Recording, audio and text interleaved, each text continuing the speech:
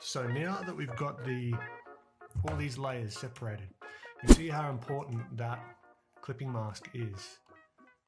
So it allows us to actually go outside of the line. So without the clipping mask, let's have a look, like say this guy. See, everything goes outside the lines. So everything above this layer is being kept within this layer. Now you can't do nested clipping masks, I don't believe, which is annoying. There's some workarounds for that I'll get into a bit later. But this gives us a really nice base to start working with. Now when it comes to the black and white stage and sort of starting to get some values in and start rendering, I like to knock down the background a little bit. So instead of stark white, I'll knock it down maybe something like this, just so I can actually judge the values a little bit better. It just gives me something other than just pure white to go off of. Now, first step with this, you could start from all sorts of different ways, right? You could start grabbing like a multiply layer, for example, and just call this shading. You can then use the clipping mask, which is going to keep it inside the lines, right? And you could just go to town, and with the line work also, I like to sort of set that to multiply, so you can see it a little bit better now as well. And you'll see multiply, the layer mode, actually allows you to add a darker value over the top of existing layers that may have values and sort of shift them in a relative way. So it's not just going all the way over the top of it with like a flat gray color. You could almost like make it look like half of it is in shadow. Right, so it sort of gives you that kind of cool effect. And that comes in very handy later on. So as I was saying, you could start shading, so adding in some values. Now, before I start doing this, I want to think about my light source. So for this one, the light source, I ended up having it sort of the key light coming down this way. All right, I wanted to have a little bit of specular reflections, like here on the eyelid, a little bit on the nose, maybe on the lips, and a little bit on the cheek, like something that gives the face a little bit of shine, similar to the reference. So that was my key thing that I was thinking about. The light is coming from this way, facing down here. Now, thinking in 3D, this gives us a lot of advantages, because we can then say, all right, if our light source is going to be here and it's going to be shooting down this way, then I could start thinking about what's going to be facing the light and what's going to be not facing the light, essentially. So we can start to think, so let me just explain this like with a sphere. So this is where understanding planes comes in handy as well. So let's say that this sphere is, so this is an alpha lock mask, meaning it's basically working kind of like a clipping mask, but it's not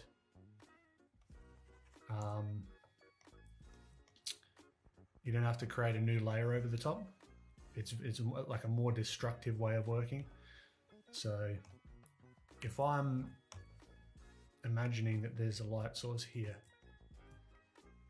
right, coming down and hitting this sphere, then I'm going to come in and say, okay, at what point is the light no longer going to hit this sphere? All right, so that's called the terminator. Now with all light, if this was in a vacuum, this would be pitch black where the terminator is.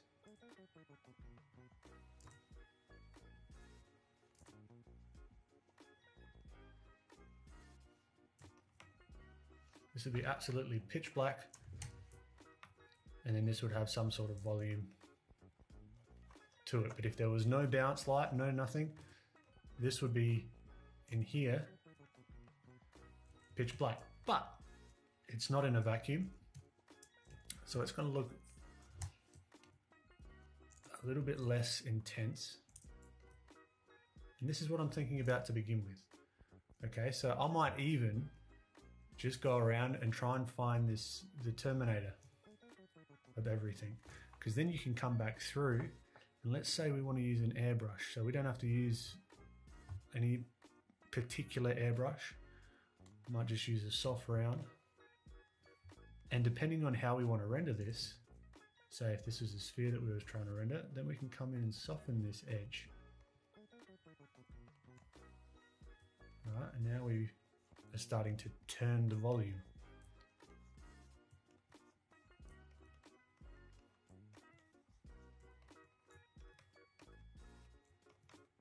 All right, so instead of it looking like a hard terminator there, and this is all going to be dependent on how intense or diffuse the lighting is going to be.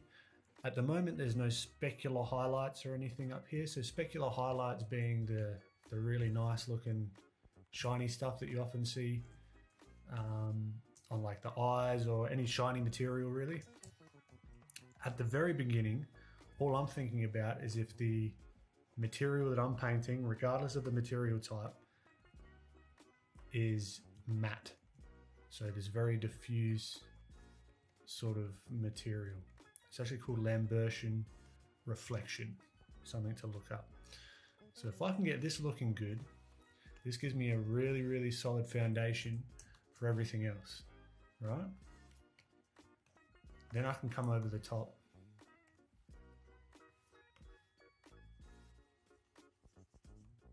with my lighter values. Maybe I want to bring this down a little bit more, come over the top. So this is what would be the center light up here.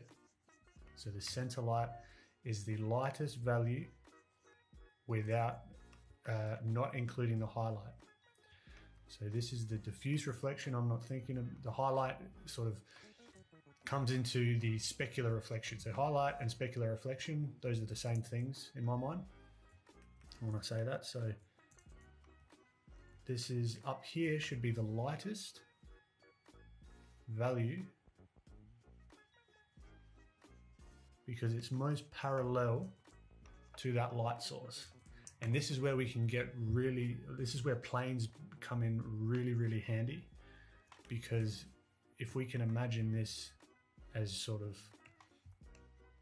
planes, right? And they're sort of just sheets of matte material, we can then start to easily think, okay, this one is the most parallel, this one starts to angle away, this one starts to angle away even more, and that's going to reflect in how much light is going to be absorbed onto these sort of planes. I'll get into that, into like how this sort of works on the face, for example, in a minute. But as we're coming through here, being very like slowing down, not going too fast, you see this starts to create quite an effective illusion of 3D form. But it's like a matte surface, right? This is only with the airbrush. This is no fancy brush. Okay, and then if we want to come through and think about specular reflection, we can go bam. And then we can quite quickly have something looking pretty three-dimensional. All right. Then if we want to take it a step further, we can think about the environment and say, okay, we've got our light side, we've got our dark side. Let's say there's something over here, whether it be the studio or wherever this ball is sitting in. Where's that reflected light going to be? So the light's coming down, hitting something on this side, and we've got some nice reflected light, and that just brings the realism up even another level.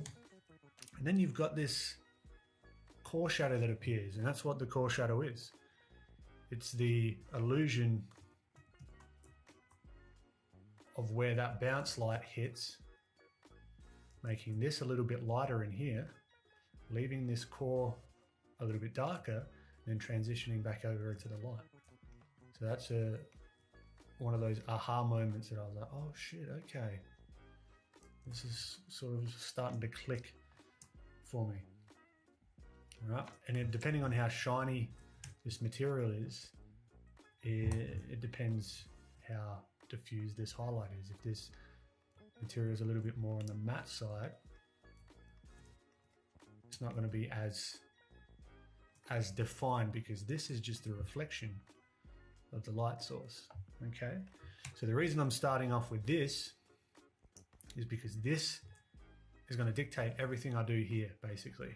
Now, it might not be as polished as this, it might not be as sort of refined or airbrushy as this, because the principles are the same, but the techniques that we use to achieve these principles can be different. It might be more stylized, right? So I might come in with, let's say, Max Greg's blocking brush or shading brush. And I might come in and have it a little bit more painterly.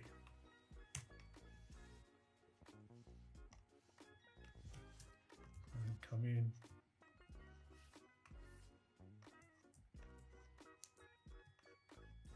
All right, so you can actually see the brush strokes. And you might not want it as crisp if you're not going to be doing the clipping mask and you want a little bit more painterly. Maybe having these edges a little bit more raggedy or more painterly, that's fine. But the principle is still the same. We're trying to think about that Terminator. Where is that? Where's the light going to be? What direction is the light? Where is the light source? What type of light source? Is it more of a diffuse light source? Is it a really strong light source? What kind of material is it? Is it more matte, more shiny? That kind of stuff. And this is where even downloading Blender and starting to have a play around with this, because these are all in sliders. So you can sort of explore this and really jump start your understanding of materials. Because there's literally a roughness slider that you can just like say no, less rough, and then it makes it shiny, or more rough and it makes it more shiny. No, less, no, I don't know. More rough makes it less shiny, less rough makes it more shiny. Yeah, that's it. So it's a really cool tool. It's actually helped me understand a lot of these concepts as well. So here we go. So you can get like painterly, more rough with it. Like it doesn't have to be super perfect. Like with the airbrush, you can spend as long a time as you want. As long as it's starting to look like a 3D object, it's sort of doing its job. All right. This is where you can come and kick in some rim lights eventually and blah, blah, blah, but we'll get to that. All right, so this is what we're thinking about. So with that said, we can come in and say, okay, we've got our skin layer here. So all of the skin tones of the hands, the face, everything. So I'm going to come in, and as I said, there's a couple of ways you can do this. You can do like a shading layer over the top of everything, set it as a multiply, and then start blocking in where would the shadows be. So of these planes, what's not going to be hit by the light? We're not worrying about reflected light or anything like that at the moment, even cast shadows. Don't even worry about that. I'm just thinking about what is going to be hit by light. So the under part of this nose is not going to be hit by light. This plane of the cheek is not going to be hit by light. This plane might still be hit by light, so I'm going to group it into the light section. This part of the neck won't be, and you can just go through with this multiply layer. Another way of doing it, and what I sort of more so would probably be inclined to do, like this is good for like quick, just getting in some values quick. What I'd actually do is, say we've got our skin layer here, I'll create a new layer on top, which is still clip mask to that base overall shape. Then I would command click the skin layer. Now what this does is this gives us a selection of whatever's in this layer that we've clicked, which was the skin layer. Then I'm going to create a mask on this new layer, allowing us to essentially nest. Let's have a look, so we can see it. Nest our painting, like it's essentially just creating a mask from this skin layer. Okay, so it's not going to affect anything else. It's going to keep within the base clipping mask, but it's just a nice way to work, I've found. So what I'm going to do, we've got our base local color, right? So this darker skin color, I'm going to come in, I'm just going to make it a little bit darker, choose a little bit darker color, and then come in and start blocking in the shadow shapes. Where's the terminators? What is and what isn't going to be facing the light? Now this is not, doesn't have to be perfect by any means. Like really, it never has to be perfect. You just got to do your best and know that this is digital. We can change it at any time, right? So this is just a normal layer. So you can cut back in, and we're keeping it black and white as well because we'll add color into it later.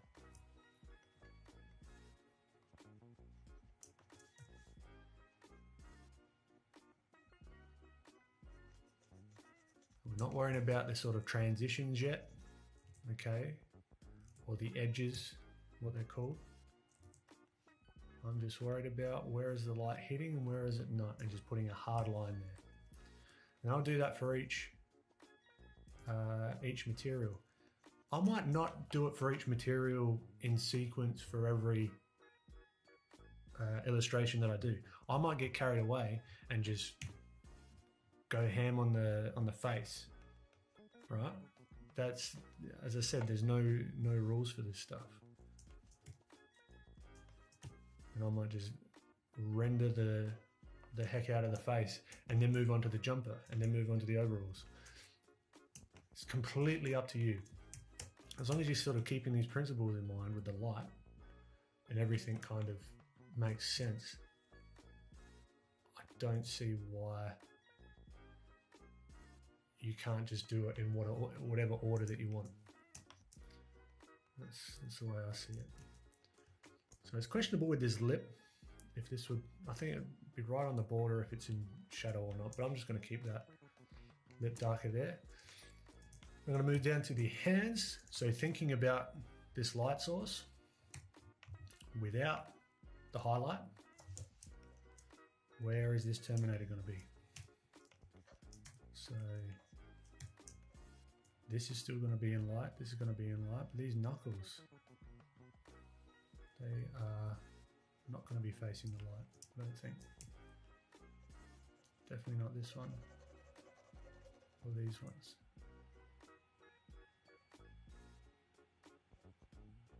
And separating all this into different layers is time consuming, and it can be kind of a pain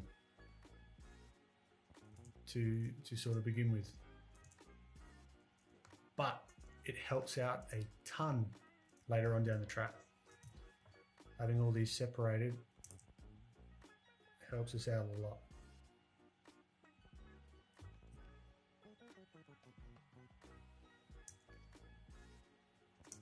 Okay, so this leg is going to be completely in shadow. So now we've got very simplified skin with our Terminators, right? So now from here, then I'll start thinking about, okay, where are some of these mid-tones? So mid-tones being all the values in the light, not including the shadows. So where are all these? And not including the highlights either. And I can come in with a little bit lighter, and you could separate this as well into a new layer. So we'll do the same thing again just to show you. So we might call this base Terminator.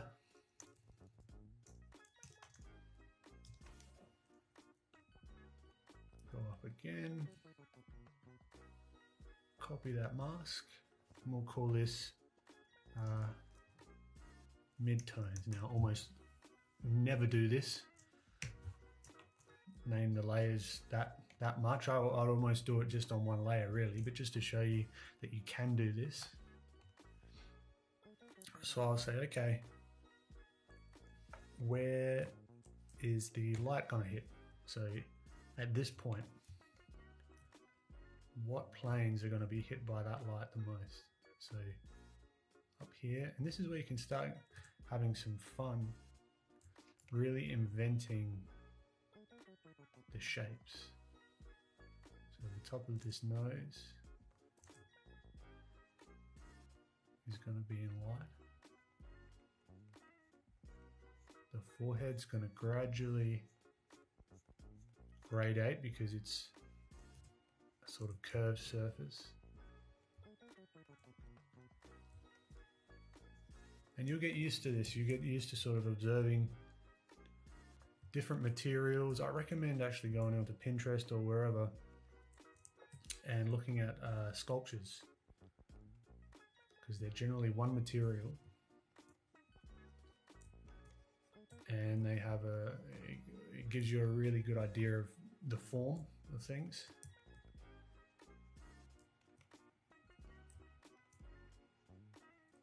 So what I'm doing here is just color picking as well, color picking the values.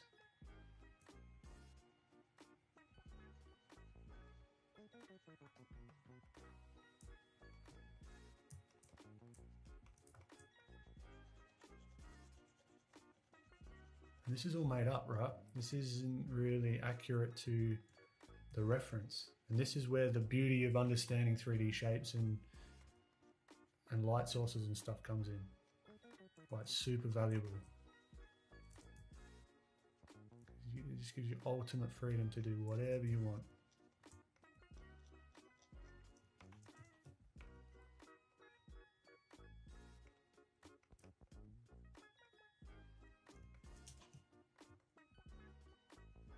Now with this first black and white pass, I'm not going to try and go full value. Full value meaning like the darkest darks and the lightest lights. I'm going to give myself room to move later on. So room to add, once we load the colors over the top, if I start with too much contrast, it tends to be a little bit more difficult to adjust that later on. So if I'm being a little bit less contrasty with my values here, it gives me some room to move later on.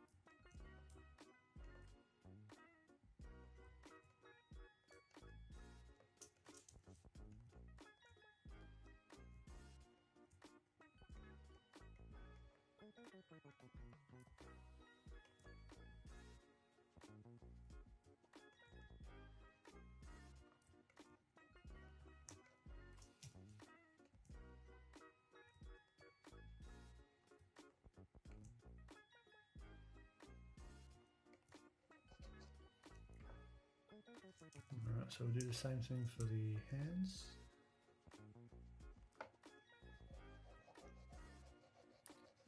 Thinking about these as planes.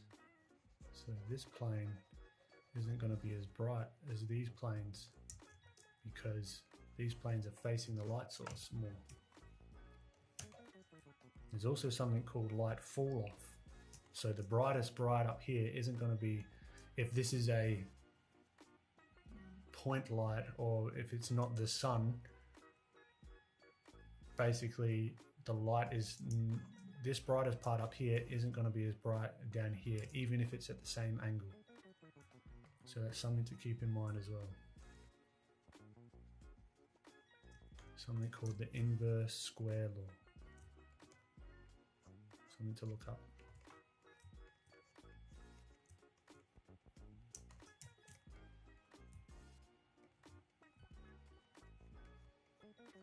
And see how this is nice because we've masked all this out. We can just know that our lines are going to be in, or all our colors are going to be within the lines. Just one thing that we don't have to worry about.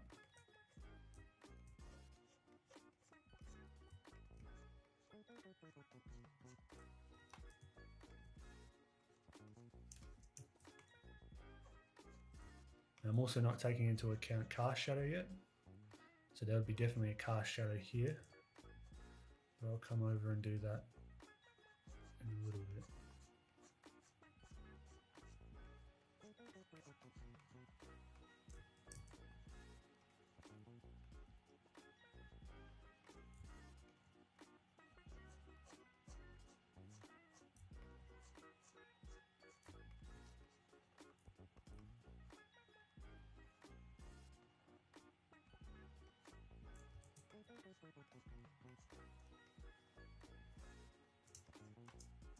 Okay. So this is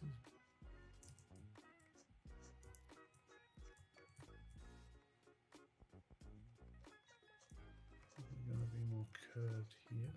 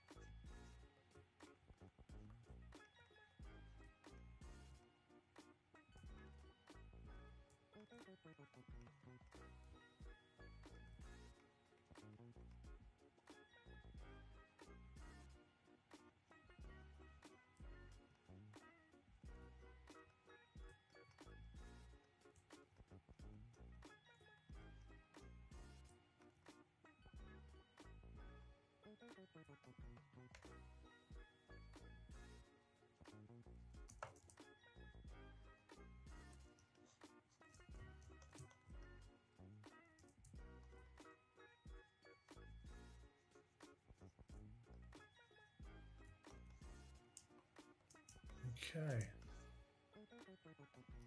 So that gives us a good base. Alright, good base to play with. Starting to get some volume.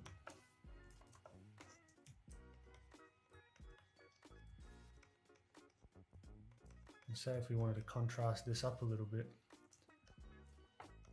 I might merge these two layers, so I can do that by selecting both of them and clicking Command E. And now we've got all those lights and shadows in the one place. So see where we started from, where we're at.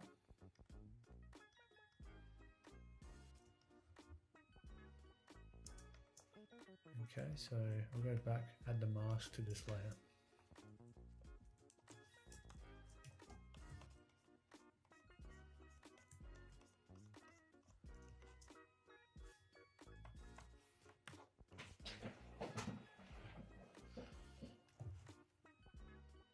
And this is where we can do whatever we want now. So maybe we want to add some drop shadows. So the reason why I'd actually sometimes leave the drop shadows to a little bit later is with what I showed you with the multiply layer coming over the top of everything, but still keeping the values kind of relative. So imagine here, if I change this to multiply, we can kind of say, okay, now we've got the drop shadow there. There might be a drop shadow on the nose. In here, there might be sort of deeper shadows in here. So this is coming over the top of everything. So if I wanted to, I could add a big shadow of something over the top of everything. We could even come in here and say, okay, there's a drop shadow of the hand there. Right, you could do it that way. Or we can get rid of that. And we could do it on the individual layers that we're already on. Right. The benefit of doing it the other way is if the shadow crosses over multiple materials, that could be a benefit. But again, you could do it, you could separate it completely and just have it and judge the shadows in the next materials layer. It's really not a massive deal. So now I might come in and start thinking about the drop shadows.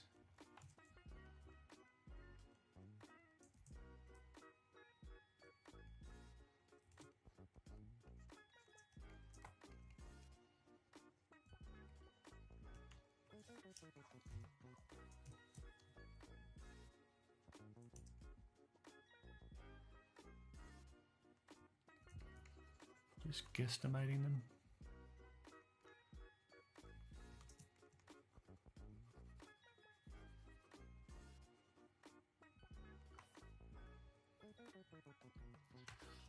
All right, now we can have a look. See how stuff's starting to come together? Slowly. Slowly, slowly.